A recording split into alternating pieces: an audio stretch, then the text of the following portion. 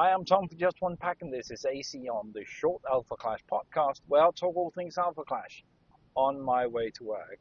Now, I've been on holiday, so skip last week's episode, which means that this week we have a lot of news, probably something that will stretch more than one episode. Uh, for this episode, for this week, I want to talk about the news that came out about Clashcon 2025. So let's dig into that. So the more interesting bits about this is we've got the dates. That's the general idea, is that we got the dates and the first sketch of a program for ClashCon 2025. This time it will be in October, in the 24th to the 26th of October, and in Nashville.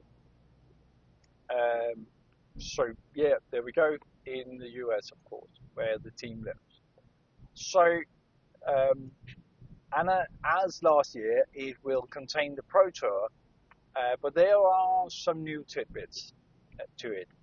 Last year, they showed off the multiplayer format, so the inklings of that, and this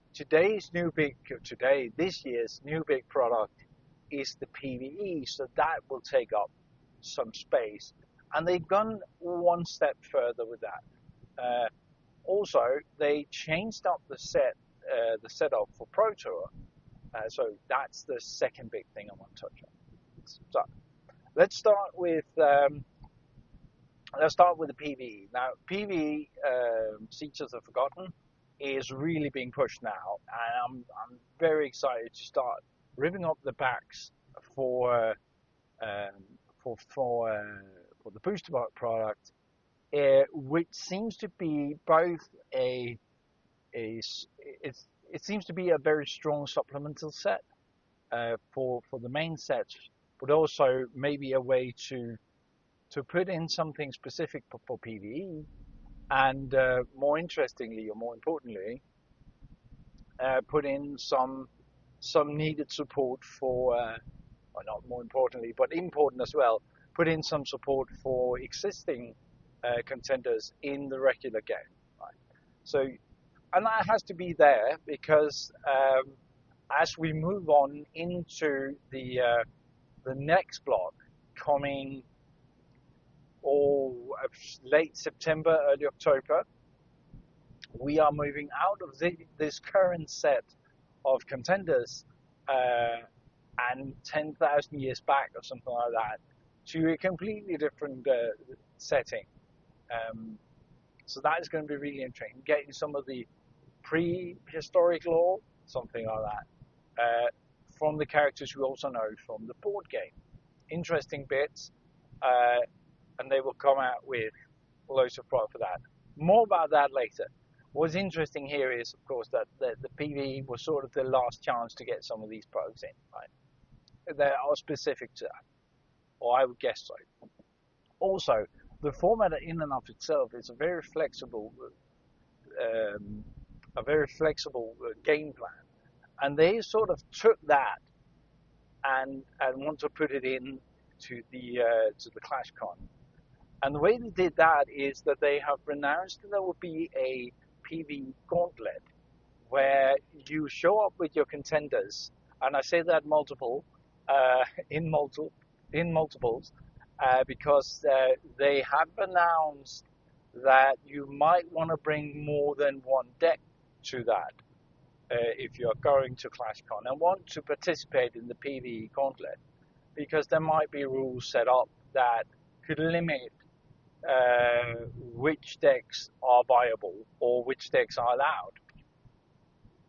But more than that, they have not revealed exactly how this gauntlet will work, other than you will be able to enter not as a team but as an individual. At least that's the way I read the article, and then you can fight against the game, right, with a team of others. And then I guess there must be some kind of scoring mechanism for. They do have it is a competition, and the top I think top 8 and top 4 and so on will go on to win prizes, actual prizes, like promo cards and gift certificates, stuff like that. So it'll be really interesting to see them how they will do that in practical terms. But there are two, to me at least, very interesting tidbits. One is the very top tier winners, the top 4, I think, will get a chance to play in the top tier players for the PvE gauntlet. Will get a chance to play against Rich playing the deck, just as we saw it in the Team Covenant video, where they showed off this product for the first time. Only this time, of course, there will be 4 opponents instead of just the 2, and the red text, the high level text, will be in play as well. So very interesting to see how that turns out. I'm sure they will have a great time competing there. The other interesting bit that they already announced is that if you go to Clashcon and you participate in the PvE gauntlet, you will get a Clashcon specific, or rather PvE specific contender. That is new, but there's a lot of new things about that contender. So there might be a few spoilers in that of what we can expect to show up in the Cosmic Box, meaning the regular booster boxes in the coming sets. One of the things that struck me is this contender is, of course, for PvE. There's a little text on it that PvE, so it's specifically meant for PvE. It's a rogue, and it's dual color. What is interesting about this is that, as far as I can remember, it's the first dual color contender that is not dual-sided, and that's really interesting. Getting to see that. Also, it's a character we don't know. It's called the contender is called Percival Penrick, something like that. Is not someone we know, but I guess that will show up in the Cosmic Conquest block, the Cosmic block, so that we'll get introduced to this character. But also, if you go back and take all contenders, in the top right corner, there is a black spot, a white dot with nothing in. And you go look at the contenders that we sort of already have seen from the Cosmic set, right? The Cosmic block, sorry. They have a logo up there. That is a logo for one of the 3 classes in from the board game as well, meaning Saviors, and I can't remember them right now. There are 3 of them. We also seen that will play a part in the effect of cards, some of which we've already seen. The interesting bit here is, and that might be a spoiler or a sort of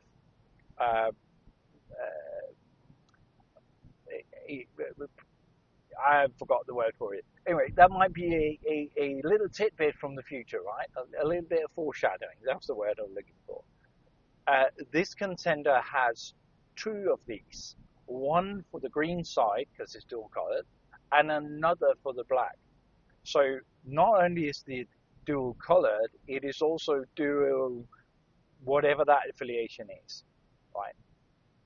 So dual class, maybe. That's really interesting to see how that will play into the gameplay, sure, but also if that has a special ability we could use in future PvE thoughts, right? So very interesting to see that. Very interesting to sort of get a glimpse into that world.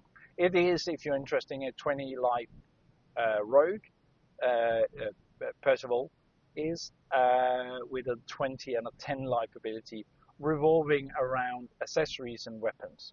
So interesting bits there as well. The other thing I wanted to touch on in relation to Clashcon is the Pro Tour. So the Pro Tour was there last year. There's nothing special. There's nothing new about that. But what is new about it is a couple of things. One is bounties will of course be a part of the Pro Tour. I was saying of course because they are now such an integral part of the high level tiers that I've heard talk about things like bounty hunters, meaning I don't go there to win the tournament. I go there to collect my bounties. I think that is perfect. Please, Rising Empire Studio, lean into that. Let's get some bounty hunters into this. That would be a great angle for this. Anywho, that could be maybe we should tell this to Al. That could be a lore story, right? That bounty hunters are cool and mysterious. We want bounty hunters, please. Anywho, but some of these bounty hunters will, in the Pro Tour as well, be able to hunt for bounties. And as far as I remember, there's one more bounty than there used to be. The reason, there usually is, the reason for this is that there was simply a bounty that was uncollected at the Pregenter's Gambit, just moved that one right on to the Pro Tour.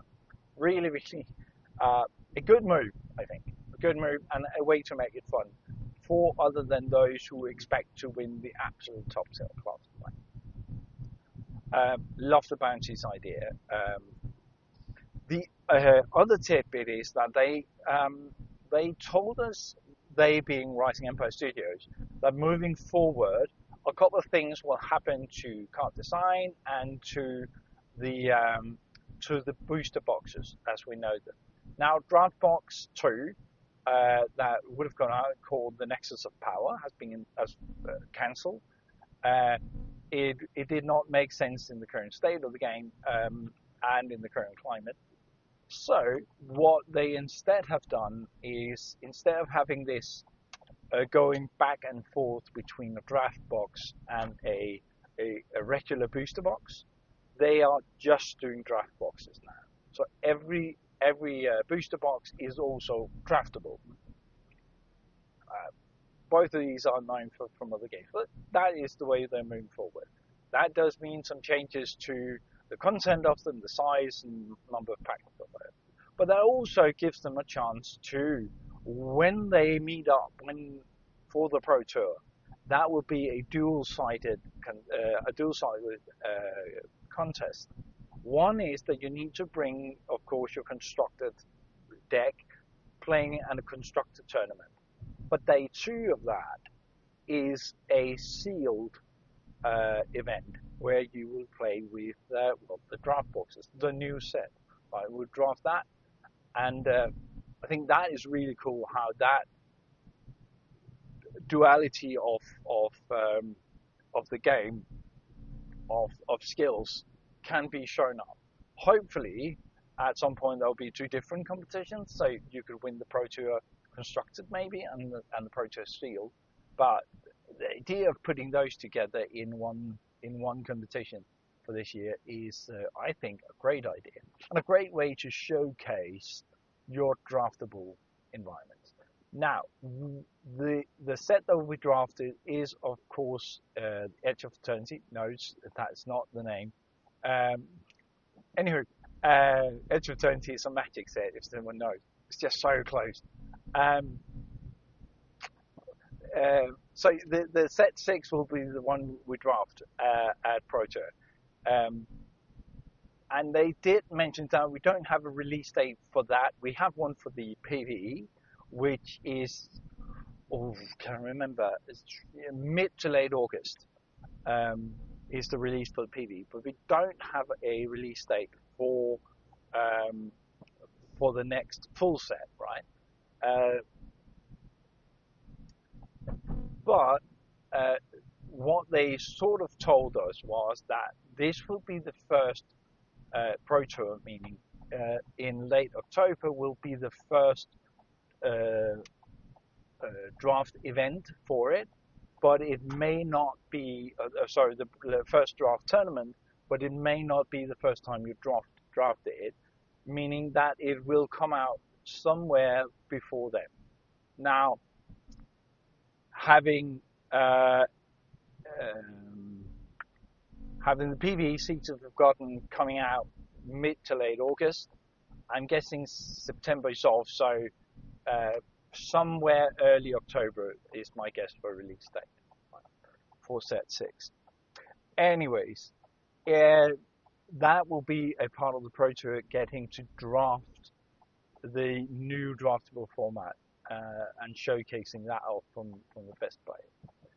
Now, having these two together, of course, there will be a third day where you find the absolute champion of the Pro Tour, and then they will start December, I think, have a Pro Tour in Asia. So a lot of cool things, bounties in, a PvE gauntlet and a PvE specific contender, showcasing all the new things coming to Alpha Clash is really, really exciting. Anyway, that was sort of what I wanted to close in on or have a chat about. I think they're doing a phenomenal job making it interesting. And I'm really looking forward, I didn't even mention that, I'm really, really, really looking forward to having the comic books start coming more regularly, telling us more of the story. But until then, and all the introduction to the new characters arrive, that is what I have to say for today. So I'll talk to you again soon. Bye.